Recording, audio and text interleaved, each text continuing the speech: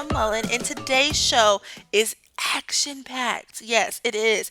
First, I want to thank you so much. If you're a listener of this show, then I know that you've been waiting patiently for 2 weeks for this new episode, and I want to thank you for that. And guess what? I'm not going to disappoint you.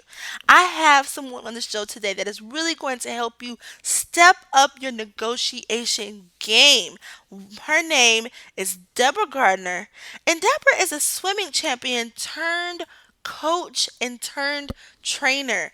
But most importantly, and this is something we'll get into in the interview, she has been dubbed the pit bull in a skirt for her negotiation skills. Deborah is not only an amazing negotiator, but she also has information for you to help you be an amazing negotiator. I'm going to get into some questions with her on this podcast that can help you seal the deal on your next sale. So, if you want to know more about Deborah and you want to get some information about how you can become a better negotiator, this is what I want you to do. I want you to stop what you're doing, okay? I want you to turn this podcast up. I don't care if you're in your car, if you're at work, and I want you to listen. Get out your pen and paper, people. Take some notes because Deborah is really going to give us some information that you probably never heard before. So, without further ado, I want to get into the show. Here we go.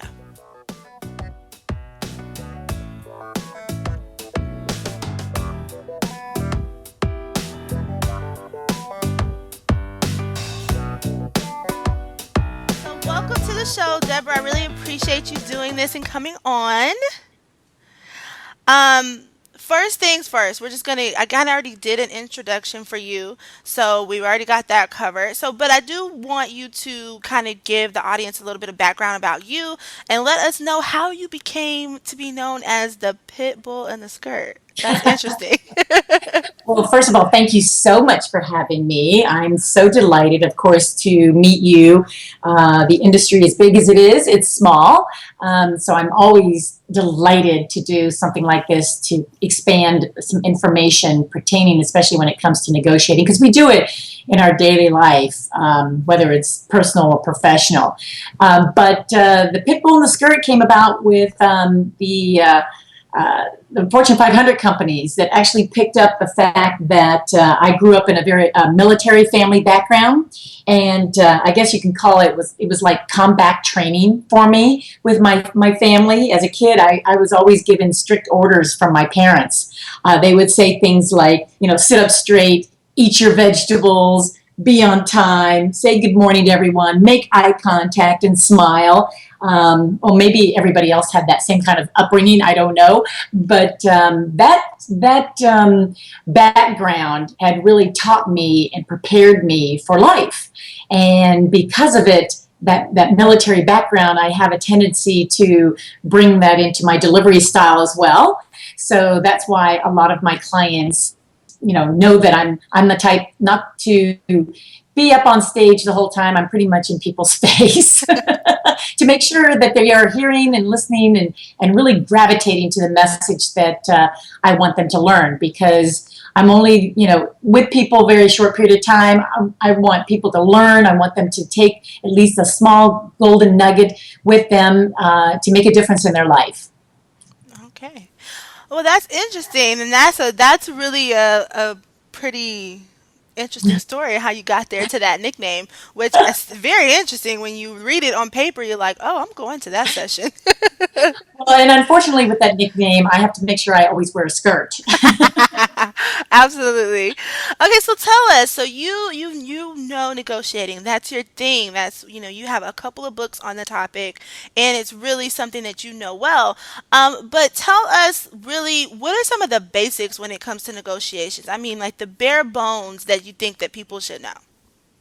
Well, yes, and the books that I and have known for are the naked negotiating books that you mentioned earlier, that really pertain to the basics, the intermediate, and the advanced type of negotiators, because I deal with all kinds of different negotiators, and so I want to make sure that It's broad enough to where everyone can understand it, from somebody being very new to negotiating to somebody that's very experienced to negotiating, and still will gravitate to something about, negotiating. And the naked negotiating meaning behind that, if I can throw that in, is pretty much, a lot of people think, oh, you don't want to be naked, you don't want to put everything out on the table. Actually, it's the opposite. So you do want to put everything out on the table. You do want to put things out there and strip away and get rid of the old habits and the techniques and strategies that don't work for you. And there's ways of working around that. And that's pretty much the platform of negotiating that I like to play in. So when we talk about the basics, I'm not talking about, I think we need to actually go deeper, if anything. I don't want to talk about, communication, listening, being patient, those type of basics. But a lot of negotiators don't realize that the basics really start with you, and as basic as what I call TRI, trust, respect, and integrity. Because if you get those three basics down, you're going to be able to have control of your negotiations. You're going to be able to move the negotiations much faster while building your relationship with someone, or maintaining it, or expanding that relationship. Let me just give you a brief behind each one of these. First of all, trust. And trust, I'm not talking about, people might think, of course I trust people. That's not the trust I'm talking about.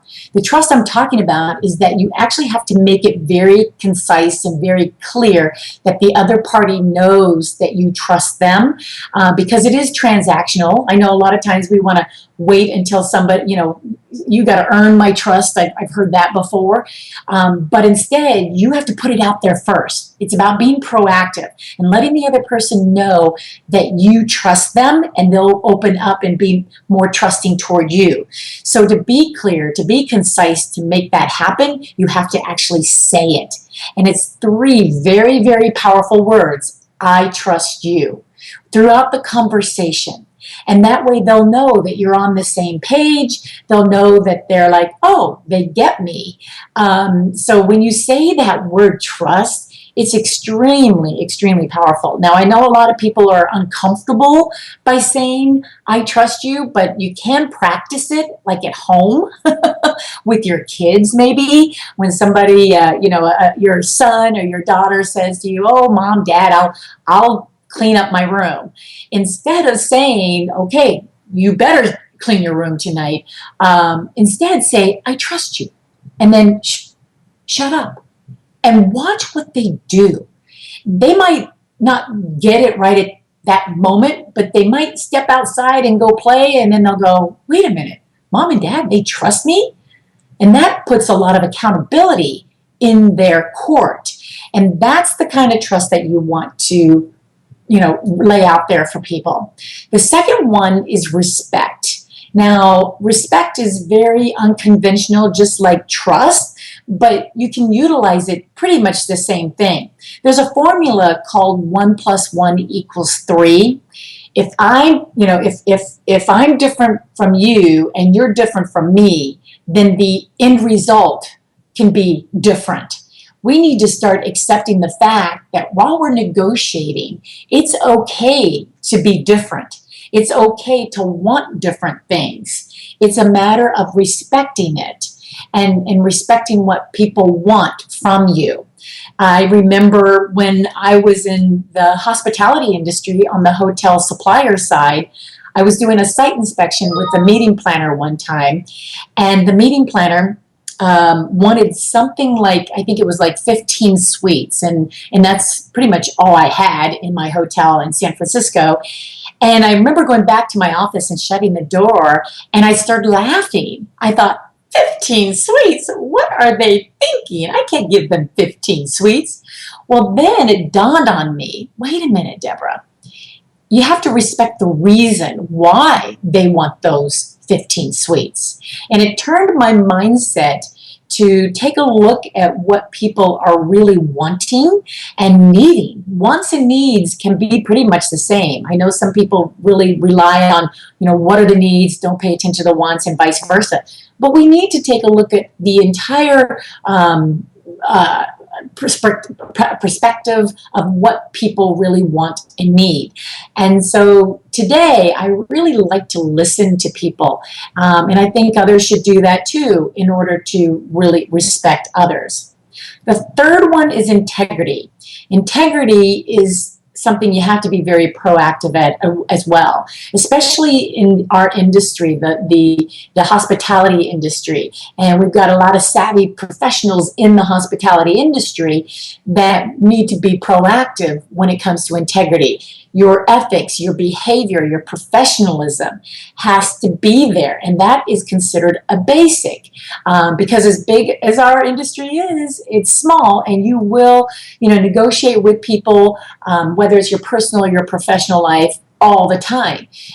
So really, those three areas are not looked upon as basics, but they are respect, or trust, respect, and integrity. I call them TRI. So it's extremely important to rely on those three basics. That's really interesting that you mentioned that, before you even gave the T, the R, and the I, you said it starts with you. And all of these things are about yourself. So the trust, the respect, the integrity, all of those things are very much a part of who you are inside. And you have to do that work first in order for people to even want to do business with you. So that is really good. So trust, respect, integrity. Okay, so we got that down. We got those things, the kind of basics and the things that we need to do on our part to get this thing started. What I want to know is, as far as the technique of negotiating, are there different things that you're going to do in different situations? So, if I'm negotiating, let's say trying to get a higher salary, or maybe I just got a new job and I want to negotiate that pay, or if I'm already seasoned veteran in a particular industry and I'm negotiating, say, a contract or something like that, are those two different types of negotiations, or can I use the same basis for those? My answer to that, great question, by the way. My answer to that is no, there is no difference. The situation is different, and everything is a case by case type of situation, but yet it still gets back to the basics. And as a matter of fact, if you don't receive that salary raise that you asked for, or you didn't get that that sales contract, most likely it's because you did not rely on the basics. It could be because you did not follow up in time. It could be because you miscommunicated. You weren't listening correctly. I mean, there's all, again, like you said, it does start with you. But really, there is no difference. The basics have to be there. Now, a little bit above and beyond that, I believe, again, no matter what situation, it's a matter of looking at your what I consider the biology factor of negotiating. The biology factor has to do with negotiating, and it really has to do with three components. There are three, and the brain within those components within the brain. And because we use our brain for negotiating, there's one section, that one component that we don't utilize, and that's called the limbic. The limbic is 300 million years old. It's one of the oldest of those components, but yet it's the most least used, especially in negotiating. And what does the limbic do? The limbic actually controls emotions. We don't realize how we can bring people into what we want from them just through emotions. And it doesn't matter what gender or what age or what generation, we all have emotions. And if you learn to look for emotions while building the relationship during a negotiation or any time through the negotiation, you'll see a difference in your techniques. So, and it could be as easy as walking into somebody's office and seeing a picture of their family and really talking through what is emotional to them.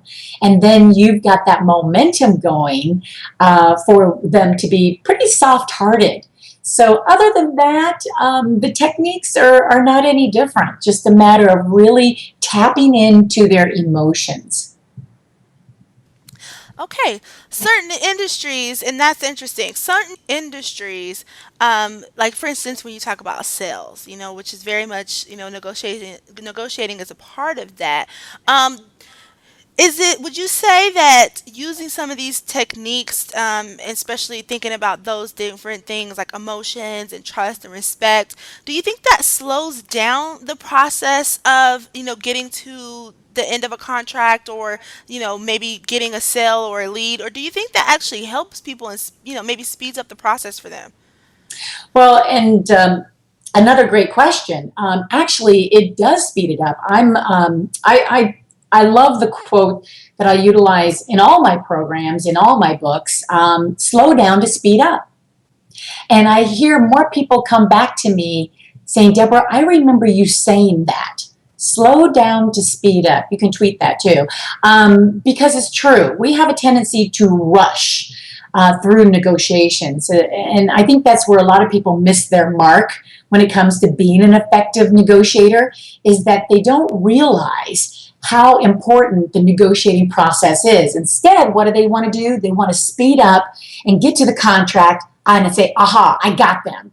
But then you end up negotiating in a contract.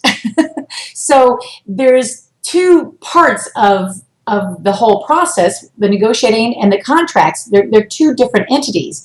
And if you realize, if you slow down and just really get into the negotiating process, you will realize how quickly the contracts get signed, especially when it comes to sales. But instead, a lot of people, they want to negotiate in the contract, and it turns out the contract's sitting on their desk for 2 to 4 weeks. How many, people have gone through that? I think a lot of people have.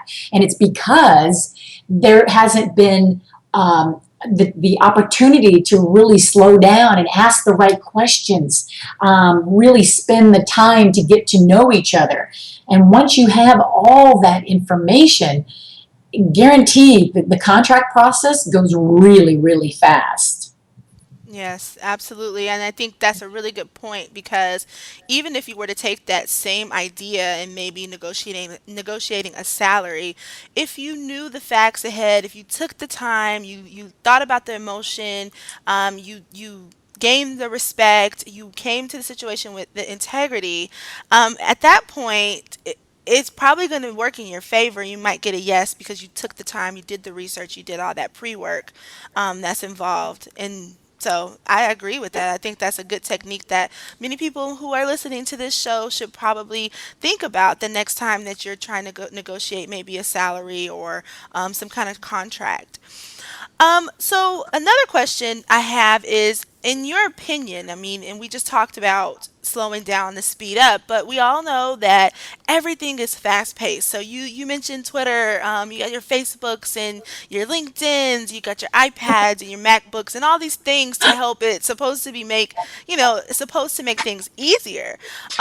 In your opinion, do you think that technology is helping us when it comes to negotiating, or is it hurting us? This question comes up quite a bit, and I'm hoping that your savvy professionals are listening very closely to this, because the reason why this is a very important question is because we are in the middle of technology. We are in the middle of something new and different coming along the way too. So we need to really take a look at how we deal with negotiating when technology is involved. I believe that it has hurt the negotiating process. We're not utilizing the technology process for with technology correctly. I'm a big believer, though, that technology is what's going to slow us down, because if you think about it, there's a lot of back and forth emails that go on when it comes to negotiating. So really the best way to negotiate is face to face. Bottom line, there's nothing better than face to face. So we need to make it face to face. As a matter of fact, across cultures, face to face is a very common process, especially during the dining experience of reaching a negotiation agreement. Like Russia, Japan, Mexico, for example. The US is kind of behind times on that because what we do in the US is we use the face-to-face dining experience, especially in the sales world, for building the relationship. We'll go to, have cocktails, we'll go to lunch, we'll go to dinner with each other to build a relationship, and then we don't see each other until after the contract's pretty much signed. Whereas other countries utilizes the negotiation process during the dining experience. That's why in the other countries it takes for example, lunch in Mexico takes 2 to 3 hours because they are negotiating. And because of that, they close their business 15 to 20% faster and more than those in the US. So if we do face to face, you're able to communicate appropriately. You're able to see the body language. As a matter of fact, mimicking the body language, you probably have heard of mirroring each other before, is huge. For example, when somebody enacts the same movement, like if somebody picks up a fork and you pick up the fork, or you pick up a water glass, and they pick up a water glass, the other party actually sees you as, hey, they're on the same page as me, without even realizing it. So face to face is really, really important. And here's the cool thing about the dining experience, because Harvard Business Review did a research that shows glucose helps enhance complex brain activities that regulates aggressive behaviors. So aggressive that decisions are made much quicker. So meaning the glucose in foods, the sugar, gets that brain activity going and making you think much faster. So you can see where face to face, just from that and mimicking, you're going to get a lot more done. Whereas technology, you're sitting back at your desk, in your cubicle, and you're just emailing back and forth and pretty much hiding behind the emails. And it's a much slower process that way. But if you want to speed up the process, have a lunch with a client for 2 to 3 hours. That's part of that slow down to speed up. Now, here's the flip side. We can't always have a face-to-face conversation with those that we are negotiating. Why? Because we're global. We're negotiating more and more around the country than ever before. But there is that thing called Skype. If you don't have a Skype account, that is where it's going to really help, because you're going to be able to see each other face to face. And when you see each other face to face, there's that special bonding that happens. And when it comes to negotiating globally, 2 months ago, and this is why it's so hot off the press on your show today, is that Skype actually allows you to translate languages now. So if you're going to be negotiating with somebody in Russia, you're going to be able to talk in English, and it's going to be translated into Russian for you, and vice versa. Huge, huge new feature that Skype has come out with. So I highly recommend all your viewers sign up for Skype and start negotiating that way. Absolutely.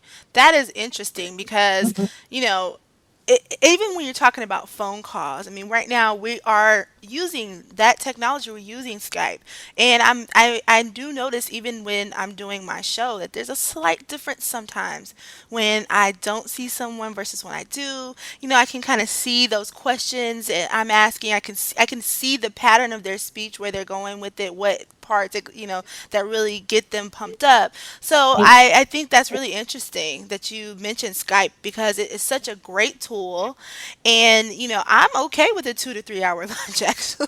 Right, right. And as long as technology is utilized correctly, and not be lazy behind it, and that you're actually getting some momentum, then it's going to work for you. But other than that, I think it is being used incorrectly. I think a lot of people hide behind their emails when they're asking for something, or or trying to stall people, for a few days.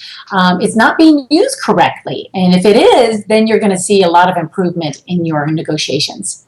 And that people is probably going to definitely be a whole nother thing. I think we can actually make an episode um, based off of, communicating better with the tools that we do have. I mean, we're really Right. lucky to have some of these tools, and it's a shame that we don't use them the way that we should.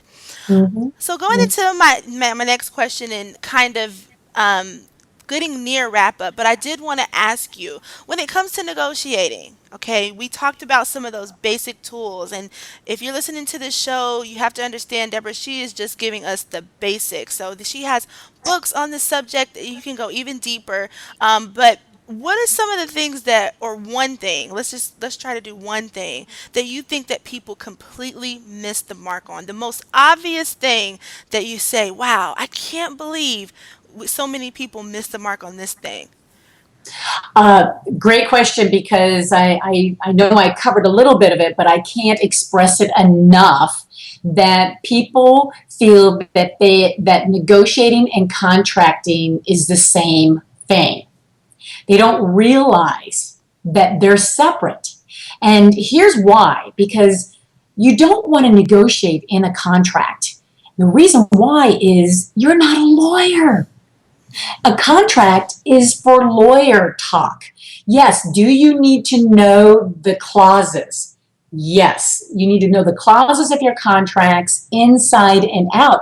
But a lot of people don't realize that you can take your questions from your contract and bring it into the negotiation process. So that way, when you do finally hand over a contract, all those questions have been answered.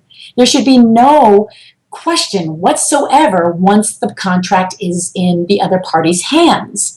So I believe that people don't realize how dangerous playing in the contract stages is, but yet just understanding their clauses and bringing that into the negotiations when you're asking your questions is key. It really is key to have that communicated up front. So it's two different steps. You've got to negotiate and get everything done up front, and then move all your information into the contract, and bam, you should have that contract signed instantly. I think a lot of people miss that mark because they think that they can negotiate in a contract, and you don't want to. If you play there, you can end up in court. People just don't realize it, especially if you're one of the signatures on that contract. A lot of companies say, don't worry about it, you're covered by our company. I wouldn't believe them unless you speak to the lawyer first. Wow, that's really interesting. I think the being in the contract, and it makes sense now that you're saying that. I mean, at that point, when you're talking about pen to paper, it should just be a very quick process because those things probably should have been addressed in the negotiation phase. Absolutely. Okay. So let me ask you this, Deborah. Is there really a such thing as a win-win situation? Because I hear that a lot in the note. When you're talking about negotiating and making deals and contracts, and even in sales, we want a win-win. Is there such thing as a win-win? I, you know what? I love your show because no one really has ever asked me that question. And the answer is no. There is no such thing as a win-win. Let me tell you why I believe this is because the truth really is that you have to win. You know deep down inside you have to win. Why? Because you have goals, you have revenues that you have to hit. You know that you have to provide for your family. You know your kids want to be fed and clothed. So the bottom line truth, deep down inside of us, the deep feelings that we do have, is that we have to win. Now, the other party, if they win, yeah, great. That's wonderful. But really, deep down inside, you know you have to win. You know you do. So, but here's the thing: you can have a win win mindset. You can have a goal to make sure that it happens as a win win. But the only way to do that is you have to have that on your mind all the time. See, advanced negotiators always have the win-win mindset.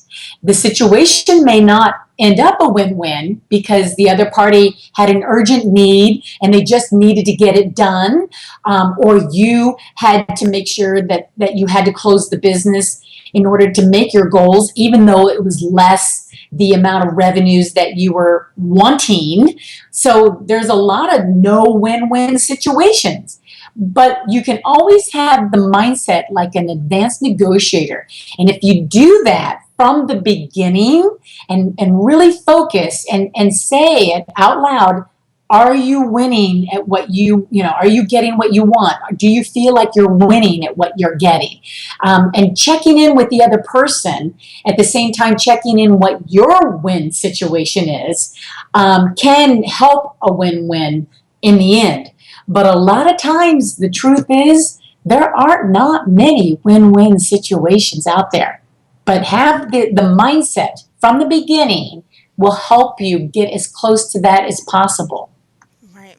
And I appreciate you saying that. That was one of those questions that I've always really wanted to know. And I think what I hear you saying is that, if you have the win win mindset, those losses, those little things that you maybe didn't get, it minimizes that pain. It minimizes that kind of, oh man, I didn't get that. And you can just focus more on the things that you did get from the situation or that you did win. So, Absolutely, absolutely. Determine what are your priorities.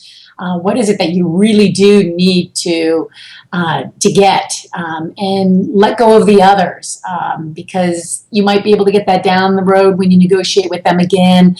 But really finding out what is it that's really important in your negotiations. So I really appreciate you asking that question. As a matter of fact, I think I need to write an article about that, because that is one question that a lot of people are striving for.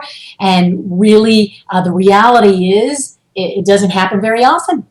well, those are some really good tips, and I think that's a lot for someone to kind of consider when they're going in. I feel like I have like a new tool belt, and I actually did read the book, so a lot of these things, and I have seen you speak in person, so I definitely took a lot of notes, and I thought it would be great to have you on to have people really get this information because we negotiate even on the smallest level with our spouse, with our boss, with our actual in our jobs, and trying to get new cars or any little thing. You don't really realize it, but a negotiation is probably one of the things that we do every day, if not every other day of our lives.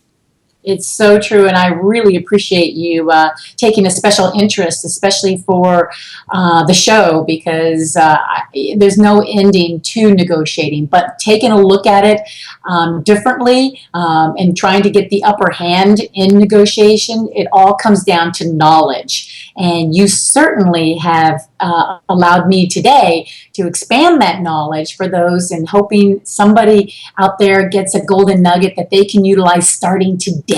Starting today. Yes, there are a few that I wrote down. Slow down and speed up. Y'all better tweet that. That was really a good one because it absolutely made sense. So Deborah, we talked about negotiating, and if someone's listening to this show at this point, they're probably like, I need more. So tell us where we can find you at, how we can get in touch with you. Where are you on the World Wide Web so that if anybody's listening, they want to know more, how they can find you. Oh, that's great. Yes, I'm here to serve as many of the savvy professionals as possible, because I know how important negotiating is. So you can definitely reach me several ways in several areas. So first of all, my very new website just launched this week. You can just go to deborahgardner.com, and it will have a whole list of areas and things from sales to negotiating to being competitive, along with the books that are listed there as well. I do hang out pretty frequently on Facebook. I always like to have a new friend. So it's just Deborah Gardner. I'm trying to make it easy. LinkedIn, Twitter is always one part of my favorites as well. But always traveling traveling around. So, especially on Facebook, I always let you know if I'm going to be in your area, where I am around the country, especially North America, Canada, and Mexico as well. So, I'd love to be on your news feed to get some ideas of maybe I'll be in your neck of the woods. You never know. So, but thank you so much for having me on the show. I've truly, truly enjoyed this. Absolutely. So I have one more question, and I typically try to ask my guests this every show. And basically, what it is if you knew what you know now, and it could be about anything, you can be as specific as negotiation, but if you knew what you knew now back then in the beginning of your career, what would you tell yourself? Ooh, well, that's an excellent, excellent question. I probably would say self. I think that you have done a pretty good job of doing what you want to do in your life. I've got a lot of things in my bucket list, but one of them is I wish I was able to start earlier to helping others. I was in the hospitality industry for 20 some years, 24 years, and felt that my service abilities there were needed. And now I feel like I'm in a whole different role the last 10 years. So I just wish I started earlier spreading the knowledge that I have. Okay. Wow, was that not a great episode? Deborah was really bringing the information on this one, and I knew that she would, and I knew that you would absolutely enjoy it. If you need more information, if you want the links, if you want to find out more about Deborah, all you have to do is go to the show notes page, which you can find on the savvyyoungprofessional.com, but you can also find them within the actual podcast that you're listening to right now. If you are an iTunes user and if you click on the actual art, podcast art, then you will see the show notes. So that's all you have to do. Click on the podcast art, click on the cover, and you will find all of the show notes to this episode, including live links that will link you back to some of the things that Deborah and I discussed. I want to thank you so much for listening to this podcast. I actually want to interact with you as well, and I want you guys to tell me what it is that you want to hear and what you need to know so that I can better serve you. So if you want to reach out to me, you can find me at the Savvy YP on Twitter. You can also find me at Tanida Marie on Twitter. And guess what? I am scoping now. I'm actually periscoping right now. So I do a lot of live periscopes. If you want to follow me on there, that's great. And I can really interact with you better on Periscope. But thank you for listening to this show, and make sure you keep it savvy, YPs.